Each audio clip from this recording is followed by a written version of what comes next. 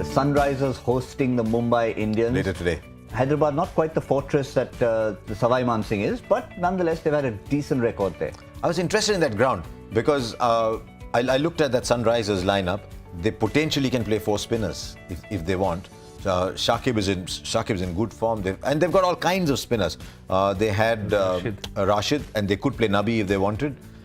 But Billy Stanley was getting the ball to go. Siddharth Kaul was getting the ball to go, and Mumbai Indians won't mind it if it works that way. But they look mighty impressive, the Sunrisers. They always build their side around their bowling, and they won in 2016 like that.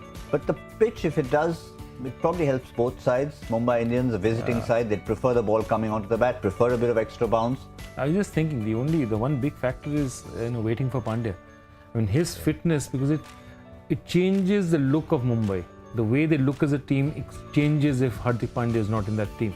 And while you might argue that Krunal has actually had more meaningful performances for Mumbai, his brother's performance has been more for India, you still have to say that his being there to float at 5-6, given the 4 overs, it's going to make a difference. If he's not there, the rejigging that we'll have to do on the side is not that easy. Sunrisers. What about the Sunrisers? I think Moody's played 2 World Cups distributed over 1-2 World Cups over a huge amount of time. I think. No, I was meaning Sunrisers on the field tomorrow against Mumbai Indians. Enough with that topic. The big plus for the Sunrisers was Shikhar Dhawan.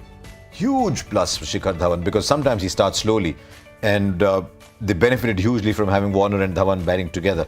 And now, when we talked about it before the IPL started, no Warner, Dhawan has to step up. He was lucky, first ball, he was put down.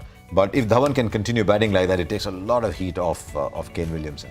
Do you reckon that's the one big reason that actually helped him get there? No David Warner? Because he often played in his shadow. Maybe, but also don't forget, he's been in pretty decent form in the white ball game recently. Yeah.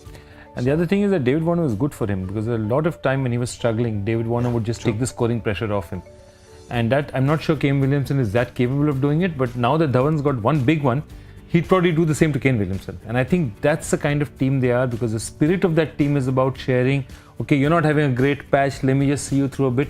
That's, where do you see Murli, Tom Moody, Lakshman, all those believe in that. So that dressing room is fantastic. My only thing for them as a team is, as a captain, is Kane Williamson hungry enough? Because sometimes, that killer blow as a captain, you need to be a very hungry man. He's a very sharp cricketer. He would be hungry, because it's his opportunity to say, look, Warner was his iconic figure, but I helped us win. So he'll be sharp.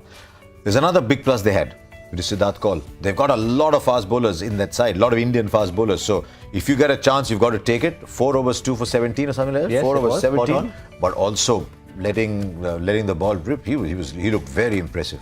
And Bhuvneshwar is always there. It's a good bowling side.